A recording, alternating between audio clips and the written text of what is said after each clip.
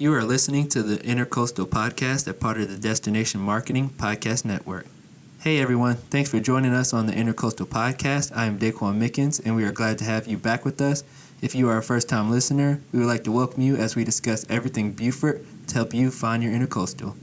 Today we will be getting all the details on one of Beaufort's most anticipated festivals, the 16th Annual Beaufort International Film Festival. And who better to share some details with that than Ron Tucker. Hey, Ron. Hey, how are you? Thanks for having me. Oh, I'm glad to have you on the show. So before we get into the actual Beaufort Film Festival, how about you tell us a little bit about yourself? Well, I'm the president of the Beaufort Film Society and a co-founder of the Beaufort International Film Festival, along with my wife, Rebecca. And this, like you had just said, is our 16th year, but we were around a couple years before that, getting ready.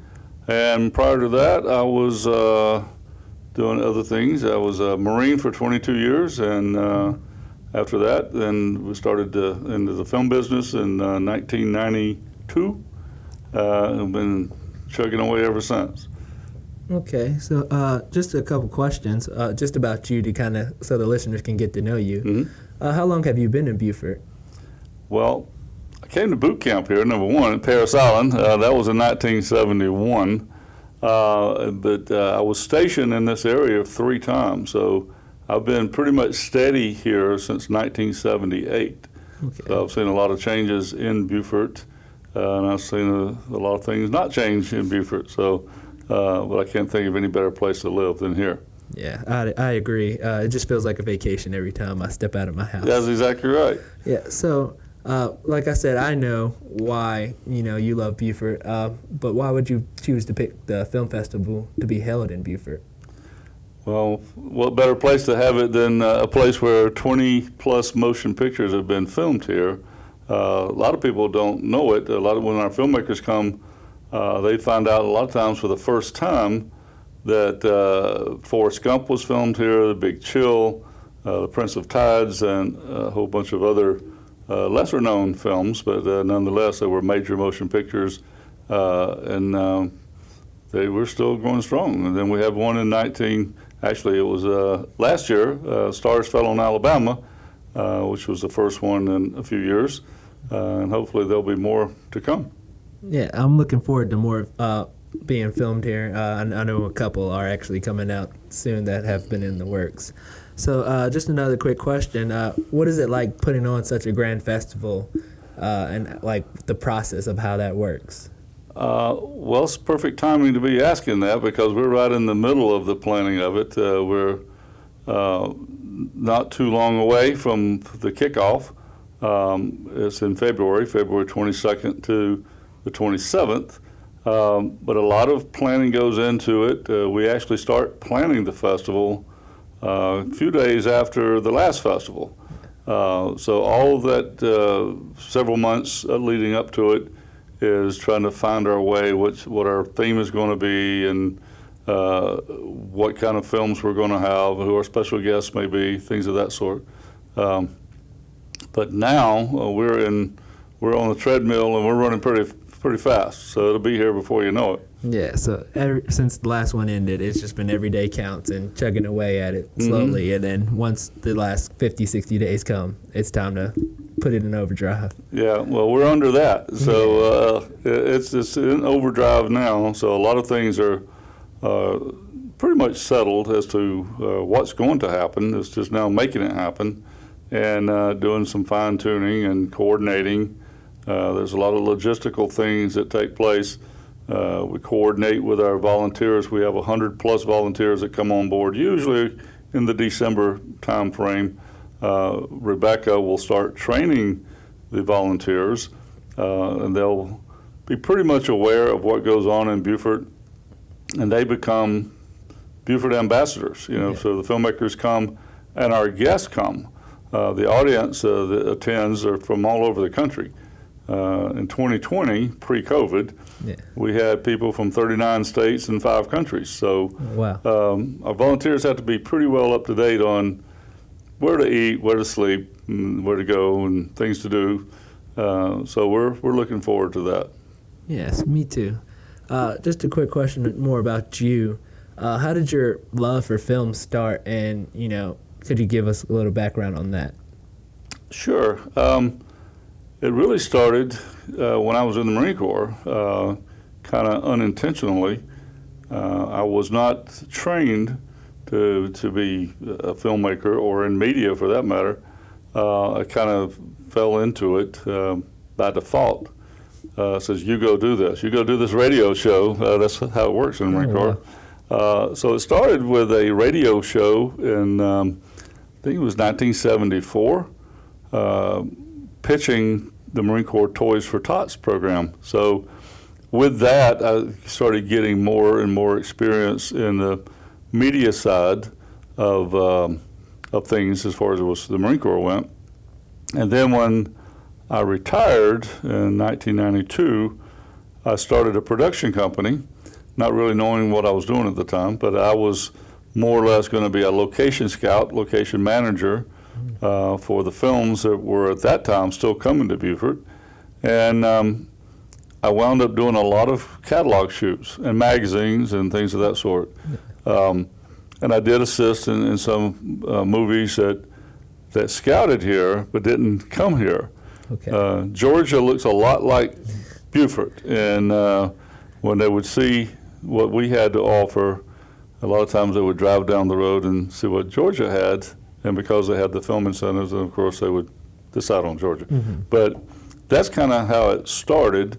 And then in 1994, I decided that I wanted to put a bid in for a contract at Parris Island for the Marine Corps graduation program.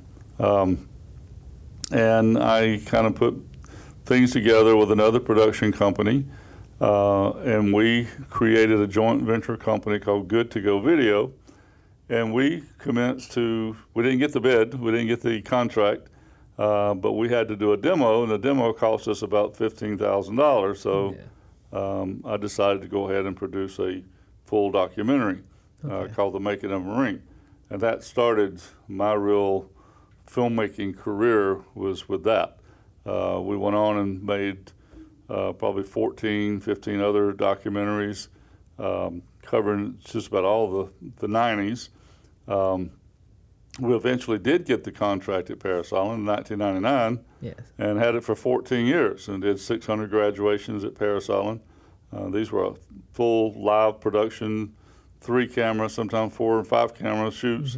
Mm-hmm. So it was a great learning experience, learned a lot of things not to do, especially if you're shooting live and doing things live. But in the end, I learned a lot about marketing, distribution. We self-distributed everything we did. So that kind of was the background that got me started. And it was in 2004 that I made a pitch to the Chamber of Commerce in Beaufort about creating a regional film commission, primarily to establish some kind of infrastructure to get the movies back to Beaufort. Yes. The last film that had been shot here at that time was in 1999, Rules of Engagement, with Tommy Lee Jones and Samuel L. Jackson. Yeah. But then nothing happened for the next 5 years. So I went to film commissioner training. The Chamber of Commerce agreed that this was a good idea. So I went to film commissioner training in Las Vegas, came back a certified film commissioner, and that started Beaufort's Regional Film Commission, which was a executive part of the Beaufort Regional Chamber of Commerce at that time. Yeah. And that's how the film festival was born. It came through a committee. The committee that we had was the Film Commission Committee. It was a 16-member commission. And we started to build things within the city and the county to make it easier to come here to film. We started building an infrastructure. We created city film regulations, and from there we went and implemented them, and we kind of went on a search for films to come here. Yeah. And that's when I said, well, it's kind of hard to do it this way. So I said, let's start a film festival, which didn't go over very well at first. People didn't think that's what we were created for. But eventually, it took a couple of years to convince everyone that was a good idea. And we did. In 2006, we started fully planning a film festival. In 2007, we kicked off our first festival. Yeah, that's amazing. I didn't realize that it was so like a historic, like so many hurdles you had to jump over, and how detailed it actually was getting it off the ground and getting it began. So. Yeah, it was. We had a rough beginning. Mainly, we had some great volunteers. The chamber staff were all volunteers, and they helped recruit a lot of volunteers. We had a theater, which was a real theater over on Ladies Island. At the time, it was not being used, which made it even better. It was donated to us, which really made it great. Yeah. And we kicked off that first festival, which was really a 2-day festival. It was Friday and Saturday. And we had an opening ceremony that had about 25 to 30 people at it, compared to our 500 people at our opening ceremony now. Yeah, huge difference. But it was a learning process of that first festival. That first year, we started at 7:30 in the morning, which is not a good idea. We didn't have concessions. That was not a good idea.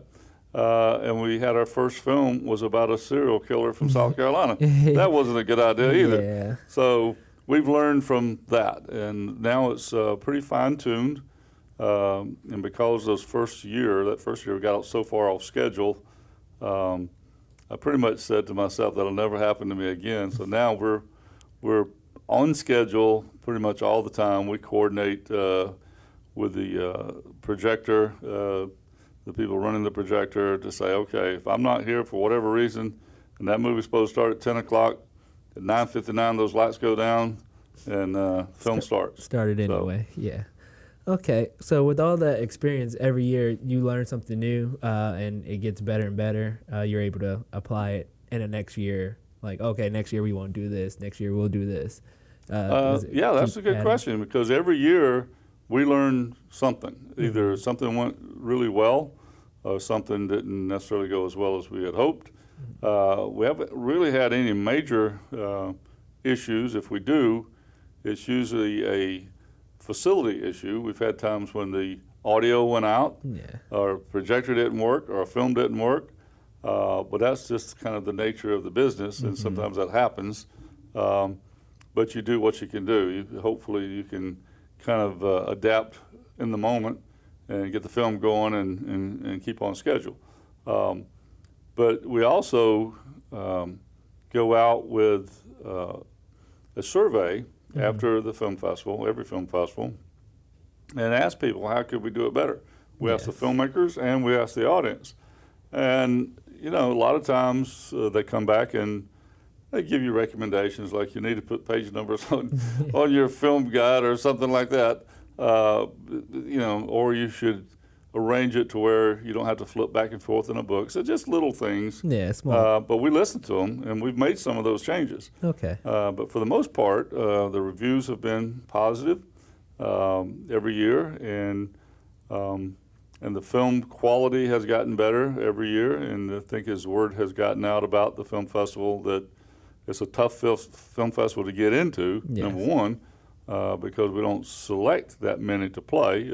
We only show the films one time, and we go from screenings that start on a Wednesday and end on Saturday. So we have 4 full days of screenings, and that's it. Okay. So just a couple questions on getting like behind the scenes. So have you guys made the announcement of the 2021 selected films that will be featured in this year's Beaufort International Film Festival? We have not made that announcement yet. We have made the announcement of who some of our special guests are. Okay. But we will make that announcement very soon, within a few days, actually. Yeah. And I'm now in the process this week of calling those filmmakers that have been selected Okay. and letting them know so they can make travel plans if they want to come. And then at the first of the year, we will make the formal announcement. Press release will go out to everybody that we can get it to, and hopefully the filmmakers will see what a beautiful place Beaufort is, and we'll say, yeah, I'm coming, and then we'll make arrangement for that, and hopefully have another great festival. Yeah. So just how does the process work for selecting films? I know how grueling it could be just to sit through every film submitted to you. So how does that work? How do you narrow it down? This makes it, this doesn't make it. Well, that's a pretty tough process, especially as the films have gotten better and better. It used to be the films would come in, you knew right away this was not a film that would play at the festival. Yeah. And then you also know right away this is a film that could win the festival. But it starts with me and Rebecca. As the films come in, we use a marketing service called Film Freeway. We kind of joke about it, but it's kind of like a dating service for filmmakers and film festivals. Okay. It gives you a platform that you can submit your film. There's a lot of questions. You have to include a trailer and a poster and some backstory on the film itself, who the cast is, total runtime, which is very important because there's only so many minutes in a festival week. But then once we kind of cull through that, we have a scoring criteria that we use, that all the judges will use. We all use the same one. And those that score a certain number with us get passed on to that first tier of jurors. And then they will go through that same process, watching those films that we send to them. And then they come back with their scores. And at that time, we don't know how many films will make it because we haven't calculated the total runtime of the films yet. So we take those top ones that have scored the highest, and we start, and they're by category. I mean, the highest score could be a feature film, or it could be documentary, or whatever. But each one of them, we take the top ones in each category and make those selections. And then based on what we've learned through the years, as far as what our audience will sit through and be comfortable, we try to do a mix of short film, documentary film, feature film. So at no time are you sitting more than 2 hours, and then there's a break and so on. But the films itself, once they're selected, they go before a third panel of jurors, and then they are pretty much the ones who are deciding the winners. Okay. They rank them. They come back, and that includes the individual nominations as well as for like Best Actor, Best Director, and so on. And then we sit on that until awards night. Once we know who they are, then we have the festival, and then awards night that caps it off. Okay, good. I mean, it's good to know that that's how the process works. It's not just, oh, we decided these were the movies, so here they are. It's actually a great process to actually narrow it down to actually best films will be featured. And I know it can get tough turning down some good films because as it gets better and better, and as the film festival continues to grow, some people will have great films will have to get turned away. This year, and I've been there for all 16 of them. This has been the toughest year. Yeah.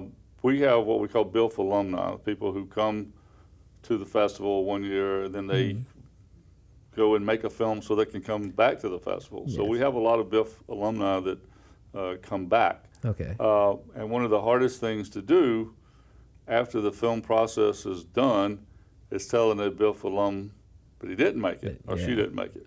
And it happens every year, and we feel bad about it, but we're also very protective of the festival and the integrity of the festival. And,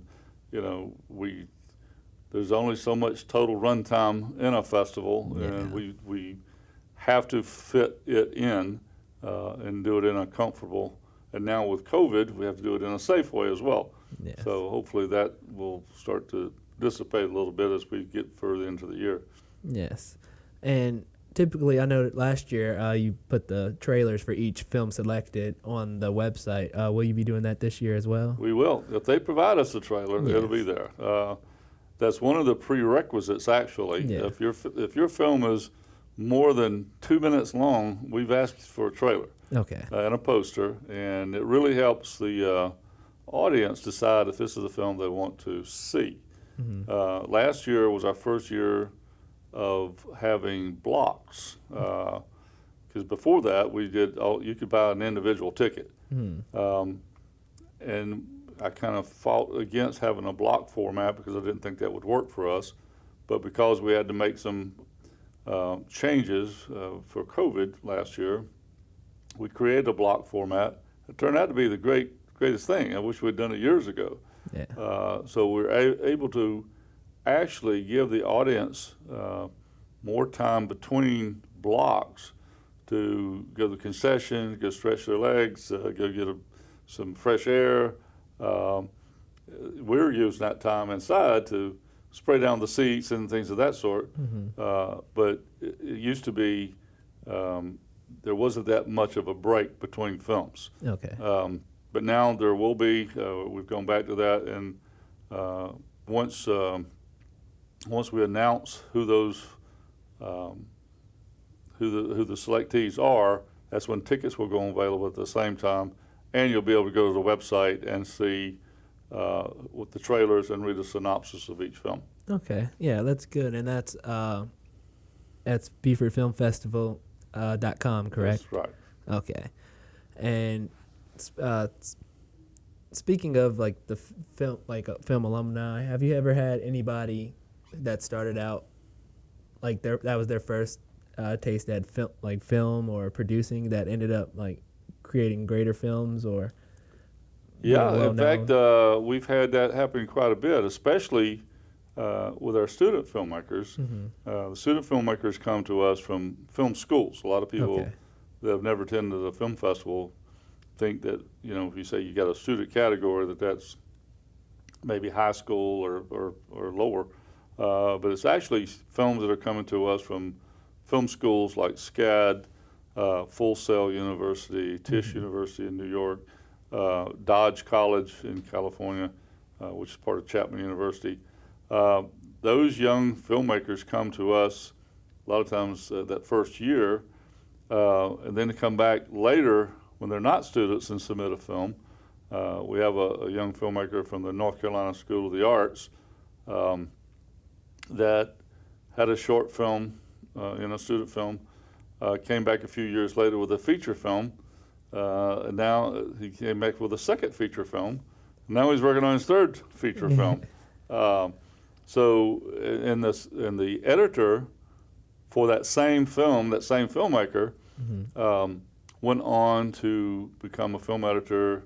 And the last time I saw a picture of him was he was standing with Tom Cruise because he was editing the Mission Impossible series. Oh, wow. So anything's possible. Yeah. And one of our filmmakers, student filmmakers from Dodge College, she's now the director for one of the shows on NBC, a regular. She's the director for that show. Okay. So, and we like following them, keeping track of them over the years too. So we stay in touch. Yeah, and also for like young filmmakers who are in it, it's a great way to market and network and kind of get to know others in the industry and people who are young and coming up and people who have done it and had the experience in the film industry too. It's a lot of information for them to absorb. So. Yeah, I think it's good. It's a good marketing tool for the festival to share the success of these young filmmakers when they come, and not just students, but all the filmmakers. And we stay in touch. So one of the goals of all of the filmmakers is to get their film seen by people. So if they go on to another festival, we don't mind sharing the fact that festival has picked up one of our films that played here, or if they go into distribution, they'll make a big announcement. It's now streaming on Amazon or Netflix or something like that. Yeah. So we share that. So if you missed it at the festival, catch it here. So we just think it's kind of a great relationship to have with our filmmakers, and then they appreciate us doing that for them as well. It makes them want to come back. Yeah. And I think as the audience will be the biggest critics also, because we have a Q&A. One of the things about our film festival is if the filmmaker comes, they get to have a 10-minute question and answer period immediately after the film. As the credits roll, that last credit went by, they're sitting in our director's chairs, and we talk about the film. And that gives the audience a chance to ask questions, and they feel like they're a part of it. You know, it becomes interactive at that point. And I think one of the things that filmmakers take with them is you can't replace an in-person festival. Yes. And I think they are astounded if they come to what we call BIFF, Beaufort International Film Festival, and they've been to other festivals before, and they may come in at 10 o'clock on a Saturday morning and see 400 people sitting there waiting to watch their film.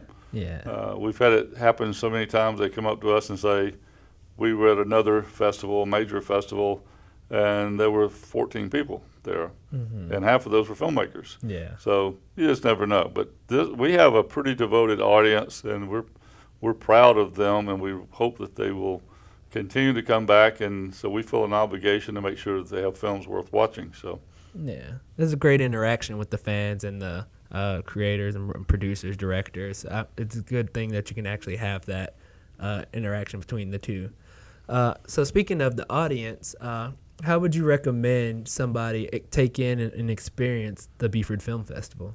Well, I just wrote an article about that, and one of the things that would concern me for a while is when we had talked to some people who'd never been to the film festival before, who actually lived in Beaufort, said, well, we weren't quite sure what to do, kind of intimidated about the whole process when there is really no process. Yes. Once we get the advertisement out there and they see how to purchase a ticket, it's kind of like going to any movie theater. You purchase a ticket and you go to the theater, and hopefully it's not sold out when you get there. We always run that possibility. Then they come and they watch the film, and they find us not like just going to the movie, because people are actually talking to each other, and some of the audience, they come back year after year after year. So it's kind of like a reunion for some of the people that come, because they haven't seen them since the last film festival. Yeah. And this year it will be, in some cases, 2 years. They haven't been here since 2020. Even though we did have a festival last year, the attendance was way down because of COVID. But we're hoping to get pretty much back to 90% if things continue to go well. And I think the audience are our biggest fans, you know, and like I said before, we have an obligation to make sure that we show them something that they will be talking about for years to come. Yes. So what I'm getting from it is it's impossible to just take it in all in one day. You want to make sure you know what you're coming to see and spread it out. And the article, it's on your website as well? Yes. One of the things that I had told people in the article was to kind of pace yourself. Yeah. If you're a first timer, you might want to kind of link up with someone to find out what to do, because it's a marathon. I mean, if we start at 9 o'clock in the morning, and if you attend every single film, then you're going to get home about 11 o'clock at night, and then you can be back at 9 o'clock the next morning. And that's the way it goes. And you kind of pick and choose what you might want to see. We actually have people. We have one lady who has never missed a film in 16 years. Yeah, that's amazing. And dedication. She continues to come. I think mainly because she wants to keep that record going. But at the same time, I think as people come and find out, it's very comfortable to sit and watch a film in a facility that has good sound and good picture, and has an attentive sophisticated audience because and the films vary from topic to topic. You could be talking comedies or serious dramas or animation. So there's a little bit for everybody. Okay. And the final question, if I was a person coming from, let's say, Georgia or North Carolina or Virginia, and I was planning my trip to come for the Beaufort International Film Festival, what is one thing you would want me to take back with me that I gained from the film festival as like a visitor? Well, hopefully, if you're coming, especially if it's a first timer, make your reservations early in a hotel. One of the things that's good about Beaufort, many things good about Beaufort, but one of the best things about Beaufort is most of the hotels that are our sponsor hotels are within walking distance of the screening facility. One filmmaker called it a first pedestrian festival he'd ever been to before, which I like that term. Yeah. But most of the filmmakers or the audience, people that travel here to watch the film festival, we have a couple in Connecticut who've driven here every single year, except for last year, to attend the festival, and they go back and tell all their friends about it. And then the next year we have people come with them. So it's always good word of mouth. In fact, our best advertising is a lot of word of mouth. But the best thing about it is, I think, is people come to Beaufort, they fall in love with Beaufort. Yes. Our tagline is Beaufort hugs and Southern hospitality unmatched. Yeah. And I think when they come here and they feel the warmth of the people who live here, every shop that you go into, every restaurant, you're greeted warmly and thanked for coming, and what are you here for? And they see that lanyard around your neck, and some of them offered discounts if you are a film festival attendee. And I think a lot of people that come and go back say, I want to come back again, maybe in the summertime, and see what it looks like. Yeah. We've actually had a running joke with one lady that came, because we always use a water background for our logo. Mm-hmm. And for years, it always had kind of the golden marsh. And one year we changed it to green, and she wanted to know why it was green.